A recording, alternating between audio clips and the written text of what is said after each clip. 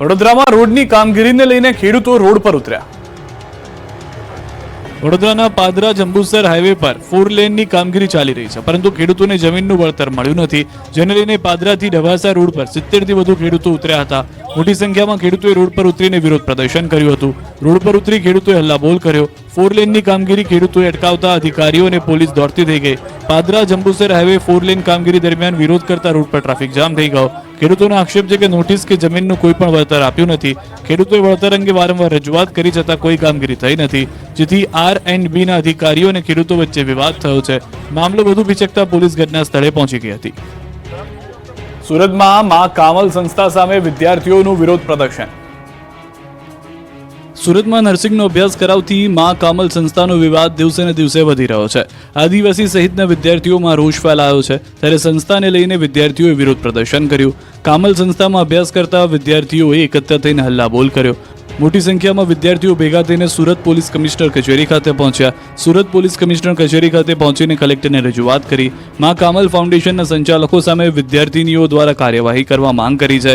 વિદ્યાર્થીઓનો આક્ષેપ છે કે વિદ્યાર્થીનીઓને પરીક્ષા આપવા બેંગ્લોર મોકલાય છે। વિદ્યાર્થીનીઓને બેંગ્લોર પરીક્ષા આપીને પરત આવે પછી ફેલ કરાય છે। નાપાસ કર્યા બાદ પણ તેમને પૈસા પરત આપતા નથી। નર્સિંગના કોર્સની 3 વર્ષની ફી 2.5 થી 3 લાખ રૂપિયા લેવામાં આવે છે, ત્યારે વિદ્યાર્થીઓએ ન્યાયની માંગ કરી છે। અમરેલી નગરપાલિકામાં રાજકીય ભડકો। ભાજપના સભ્યોએ જ પ્રમુખ વિરુદ્ધ મૂકી અવિશ્વાસની દરખાસ્ત। ભાજપ શાસિત અમરેલી નગરપાલિકામાં લાંબા સમયથી ચાલી રહેલો આંતરિક વિવાદ હવે જાહેર થઈ ગયો છે। અમરેલી નગરપાલિકાના પ્રમુખે એજન્ડા બોલાવ્યા બાદ અચાનક બેઠક મુલતવી રાખતા હોબાળો મચી ગયો।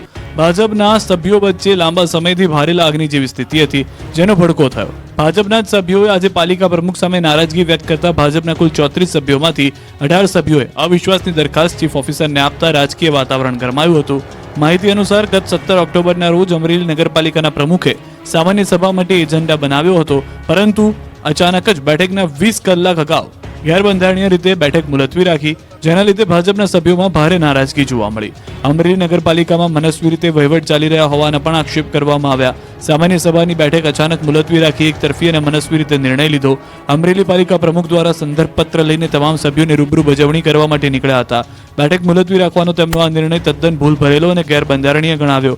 આ ઉપરાંત અંદાજે 2 કરોડનો બિનજરૂરી ખર્ચ કરી સંસ્થાને નુકસાન પહોંચાડ્યાનો આક્ષેપ છે। આ ઉપરાંત તેમણે અમરેલી નગરપાલિકામાં આવશ્યક સેવાઓ સિવાયના તમામ ખર્ચ અટકાવી દેવા માટે રજૂઆત કરી। ભાજપની આંતરિક નારાજગી અને વિખવાદ જોતા આગામી દિવસોમાં અમરેલીના રાજકારણમાં નવા જૂનીના એંધાણ વર્તાશે એવું લાગી રહ્યું છે। ખંભાત નગરપાલિકામાં 8 સભ્યોના રાજીનામા। ખંભાત પાલિકામાં જૂથવાદ ચરમસીમાએ પહોંચ્યો। પૂર્વ પાલિકા પ્રમુખ કામિની ગાંધીનું પણ રાજીનામું। ઉપપ્રમુખ કારોબારી ચેરમેનને પણ આપ્યું રાજીનામું। ભાજપના મેન્ડેટ પર ચૂંટાયેલા 8 સભ્યોના રાજીનામા। ભાજપને સભ્યોને મનાવવા શરૂ કર્યા છે પ્રયાસ। જિલ્લા હોદ્દેદારોની સભ્યો સાથે બેઠક। હોર્ન મારતા સુરતમાં BRTS બસના ડ્રાઈવરો વાખડી પડ્યા।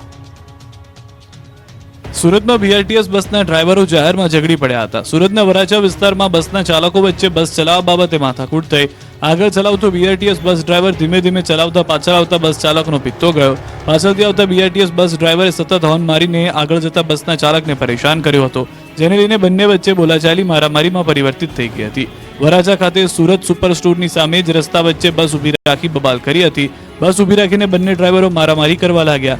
એક બસના ડ્રાઈવરે અન્ય બસના ડ્રાઈવરને પહેલા 2 તમાચા માર્યા, તો બીજો બસ ડ્રાઈવર બસમાંથી લોખંડના પાઇપનો ફટકો કાઢી પાછળ મારવા દોડ્યો। રોડ પર ઝઘડાના કારણે લોકો ડરી ગયા હતા, મુસાફરો પરેશાન થયા હતા। જેતપુરમાં કપાસનું વાવેતર કરતા ખેડૂતોની હાલત એક સાંધે ત્યાં તેર તૂટે જેવી। કપાસનું વાવેતર કરનાર ખેડૂતોને રાતા પાણીએ રોવાનો વારો આવ્યો છે। જેતપુર પંથકમાં કપાસના યોગ્ય ભાવ ન મળતા જગતનો તાત નિરાશ થયો છે। ધોરાજી માર્કેટિંગ યાર્ડમાં કપાસ લઈને આવેલા ખેડૂતોને પોષણક્ષમ ભાવ ન મળતા નિરાશ દેખાયા। યાર્ડમાં 1 મણ કપાસના ભાવ 1200 થી 1400 રૂપિયા મળી રહ્યા છે। ખેડૂતોનું કહેવું છે કે તેમને મજૂરી વાવેતરનો ખર્ચ પણ માથે પડી રહ્યો છે। આ વખતે અતિવૃષ્ટિના કારણે પાકને નુકસાન થયું છે। ઉપરથી કપાસમાં ઈયળ અને રોગ આવતા ખૂબ જ ઓછો ઉતારો થઈ રહ્યો છે। હાલ કપાસમાં રાતડ, થીપ્સ અને ચરમી નામનો રોગ આવ્યો છે। એવામાં પૂરતા ભાવ ન મળતા ખેડૂતો ચિંતામાં મુકાયા છે। કપાસની ટેકાના ભાવે ખરીદી થાય અને 1 મણ કપાસના 2000 ભાવ મળે તેવી ખેડૂતો માંગ કરી રહ્યા છે। કોડીનારમાં મહિનાઓ બાદ ખાતર આવતા ખેડૂતોએ કરી પડાપડી। સૌરાષ્ટ્ર સહિત રાજ્યભરમાં ખાતરની તંગી છે. ખેડૂતો ખાતર માટે લાઇનમાં ઊભા રહીને થાકી ગયા છે. ધર્મના ધક્કા થાય છે, છતાં ખાતર મળતું નથી. ત્યારે કોડીનાર પંથકમાં પણ ખાતરને લઈને ખેડૂતો કંટાળી ગયા છે. ત્યારે લાંબા સમય બાદ કોડીનારમાં ડીએપી ખાતરનો ટ્રક આવતા સવારથી જ લાઇનમાં ઉભેલા ખેડૂતોએ ખાતર માટે રીતસરની પડાપડી કરી. 1 મહિના બાદ કોડીનારના ખાતર ડેપોમાં ખાતર આવ્યું હતું, જેને લઈને ખેડૂતોમાં ખુશી વ્યાપી હતી. ખેડૂતોના ચહેરા મલકાયા હતા. ખાતર લેવા આવેલા મોટી સંખ્યામાં ખેડૂતોએ જાણે બીજી વાર ખાતર નહીં મળે તે રીતે લૂંટફાટ મચાવી હતી. મહિલાઓએ પણ ખાતર માટે પડાપડી કરી હતી. ખાતર ડેપો બહાર બે લાઈન લગાવી દીધી હતી. ખાતર વિતરણ કરતા વિતરકને પરસેવો છૂટી ગયો હતો. ગુજરાતમાં જામ્યો શિયાળો. ઉત્તર ભારતની હિમવર્ષાની અસરથી ગાંધીનગર બન્યું ઠંડુગાર. હવે ઠંડીનો કાતિલ રાઉન્ડ શરૂ થશે. ગુજરાતમાં ઠંડી ધીમે ધીમે જમાવટ કરી રહી છે. હાલ રાજ્યમાં મોડી રાત્રે અને વહેલી સવારે જ ઠંડીનો ચમકારો અનુભવાય છે. 8 શહેરોમાં સરેરાશ લઘુત્તમ તાપમાન 16 ડિગ્રીથી નીચે નોંધાયું હતું. 11.8 ડિગ્રી સાથે ગાંધીનગરમાં સૌથી વધુ ઠંડી હતી. ગાંધીનગર 11.8 ડિગ્રી સાથે ઠંડુગાર તેમજ અમદાવાદમાં 16 ડિગ્રી તાપમાન નોંધાયું, તો કેશોદમાં 14 ડિગ્રી તાપમાન નોંધાયું. ડીસામાં 14.3, વડોદરામાં 14.8 અને નલિયા અને અમરેલીમાં 15.2 ડિગ્રી તાપમાન નોંધાયું. અત્યારે ઉત્તર ભારતના પહાડી વિસ્તારો પરથી વેસ્ટર્ન ડિસ્ટર્બન્સ પસાર થઈ રહ્યું છે, ત્યારે બરફવર્ષા ચાલુ થઈ ગઈ છે. તેની અસર ગુજરાતમાં જોવા મળી રહી છે. હવામાન વિભાગની આગાહી મુજબ આગામી 2-3 દિવસમાં તાપમાનમાં વધુ ઘટાડો થશે અને હવે રાજ્યમાં કાતિલ ઠંડી પડવાનું શરૂ થશે. એટલે ગુજરાતીઓ કડકડતી ઠંડી માટે તૈયાર રહેજો. ગુજરાત યુનિવર્સિટીમાં ફરજિયાત હેલ્મેટના અમલનો થયો ફિયાસ્કો. રાજ્યમાં વધતા જતા અકસ્માતને લઈ હાઈકોર્ટ દ્વારા હવે સરકારી કચેરીઓ અને શૈક્ષણિક સંસ્થાઓમાં હેલ્મેટ પહેર્યું હોય તેવા જ બાઇક ચાલકોને પ્રવેશ આપવા આદેશ કરાયો છે. કાયદાનું ઉલ્લંઘન કરનાર વ્યક્તિ સામે કાયદેસરની કાર્યવાહી કરવાનો આદેશ કરાયો છે. પરંતુ સરકારી કચેરીઓ હોય કે કોલેજ, બધા જ હાઈકોર્ટના આદેશને ઘોળીને પી ગયા છે, કેમ કે ક્યાંય ફરજિયાત હેલ્મેટનો અમલ થતો નથી. અમદાવાદની ગુજરાત યુનિવર્સિટીમાં પણ કર્મચારીઓ અને વિદ્યાર્થીઓ હેલ્મેટ વગર બિંદાસ પ્રવેશ કરી રહ્યા હતા. નિયમોનું ઉલ્લંઘન કરનારાઓને ન તો કોઈ રોકનારું હતું, ન તો કોઈ ટોકનાર હતું. વિદ્યાર્થીઓ હોય કે પ્રોફેસર, અન્ય કોઈ કોલેજ કર્મીઓ તમામ હેલ્મેટ વગર જ દેખાયા. નવાઈની વાત તો એ છે કે હેલ્મેટ ફરજિયાતના અમલથી ગેટ પર સિક્યુરિટી ગાર્ડ જ અજાણ જોવા મળ્યા. જ્યારે હેલ્મેટ કેમ નથી પહેર્યું તે અંગે સવાલ કરતા વિદ્યાર્થીઓ અને કર્મચારીઓએ હેલ્મેટ નહીં પહેરવાના હજારો બહાના આપ્યા. આ રીતે ગુજરાત યુનિવર્સિટીમાં હેલ્મેટના અમલનો ફિયાસ્કો થયો છે. સુરતીઓ ટ્રાફિકના નિયમોનો ભંગ કર્યો તો લાયસન્સ થશે રદ. 700 લોકો દંડાયા. સુરતીઓ ટ્રાફિકના નિયમો પાળવાની આદત બનાવી લેજો, નહીતર લાયસન્સ રદ થઈ જશે.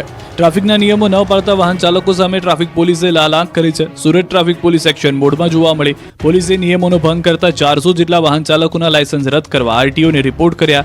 નો એન્ટ્રીમાં પ્રવેશ કરતાએ દારૂનો નશો કરી વાહન હંકારતા ચાલકો સામે કાર્યવાહી કરવા રિપોર્ટ કરાયો. છેલ્લા 1 અઠવાડિયા દરમિયાન 700 જેટલા વાહન ચાલકો સામે દંડાત્મક કાર્યવાહી કરાઈ.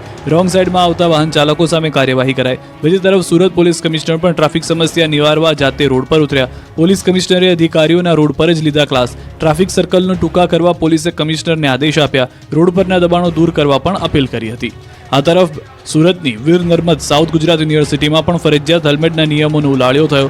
યુનિવર્સિટીમાં વિદ્યાર્થીઓને હેલ્મેટ ફરજિયાત પહેરવા આદેશ કરાયો. ત્યારે વિદ્યાર્થીઓમાં હેલ્મેટ પહેરવા અંગે ખુદ યુનિવર્સિટીના વાઇસ ચાન્સેલર રસ્તા પર ઉતર્યા. વાઇસ ચાન્સેલર કિશોરસિંહ ચાવડાએ યુનિવર્સિટીના ગેટ પર ઉભા રહી વિદ્યાર્થીઓને હેલ્મેટ પહેરવા સમજાવ્યા હતા. કેમિકલ માફિયાઓના ત્રાસે સુરતની ઉધનાની ખાડી બની ગઈ છે ઝેરી. સુરતના ઉધનામાં ખાડીમાં ઝેરી કેમિકલયુક્ત પાણી છોડવાને લઈને વિવાદ ઊભો થયો છે. ઉધના ભાજપના કોર્પોરેટર સોમનાથ મરાઠાએ આરોપ લગાવ્યો છે કે પાલિકાના ઉધના ઝોનના અધિકારીઓની મિલીભગતથી ખાડીમાં કેમિકલયુક્ત પાણી છોડવામાં આવે છે. મનપાએ 105 યુનિટ ધારકોને નોટિસ આપી છે. તેમ છતાં કેમિકલયુક્ત પાણી ટ્રીટ કર્યા વગર જ બારોબાર છોડી દેવાતું હોવાનો આક્ષેપ થઈ રહ્યા છે. ત્યારે પાલિકાએ પ્રદૂષણ ફેલાવનાર સામે કડક હાથે કાર્યવાહી હાથ ધરી છે. ઉધના ઝોનમાંથી આવા 140 યુનિટ ધારકો મળી આવતા તમામને નોટિસ ફટકારાઈ, જ્યારે 42 એકમોને સીલ કરવામાં આવ્યા. જોકે કોર્પોરેટરે જવાબદાર અધિકારી સામે પણ કાર્યવાહીની માંગ કરી છે. દિવાળીના 20 દિવસના વેકેશનમાં ગુજરાતના પ્રવાસન સ્થળો પ્રવાસીઓથી છલકાયા. 61 લાખથી વધુ પ્રવાસીઓ પહોંચ્યા. દેશ વિદેશના સહેલાણીઓમાં ગુજરાતના પ્રવાસન ક્ષેત્રો પ્રત્યે અનેરું આકર્ષણ છે. દિવાળીના 20 દિવસના વેકેશન દરમિયાન ગુજરાતના પ્રવાસન સ્થળોએ પ્રવાસીઓથી છલકાયા છે. માત્ર 15 દિવસમાં જ 61 લાખથી વધુ પ્રવાસીઓએ વિવિધ પ્રવાસન સ્થળોની મુલાકાત લીધી, જેથી પર્યટન સ્થળોની તિજોરી છલકાઈ છે. આ વર્ષે દિવાળીની રજાઓ દરમિયાન તારીખ 26 ઓક્ટોબરથી 15 નવેમ્બર 2024 સુધી 20 દિવસના સમયગાળામાં રાજ્યના 16 પ્રવાસન આકર્ષણો અને યાત્રાધામની 61,70,716 લોકોએ મુલાકાત લીધી. ગુજરાતના પ્રસિદ્ધ યાત્રાધામ અને મંદિરોમાં સૌથી વધુ દ્વારકામાં 13 લાખથી વધુ લોકો દર્શનાર્થે આવ્યા હતા. 20 દિવસમાં કેવડિયામાં 4.90 લાખ પ્રવાસી, પાવાગઢમાં 8.92 લાખ, અંબાજીમાં 12.8 લાખ, સાસણમાં 1.13 લાખ, સોમનાથ મંદિરે 8.66 લાખ પ્રવાસીઓએ મુલાકાત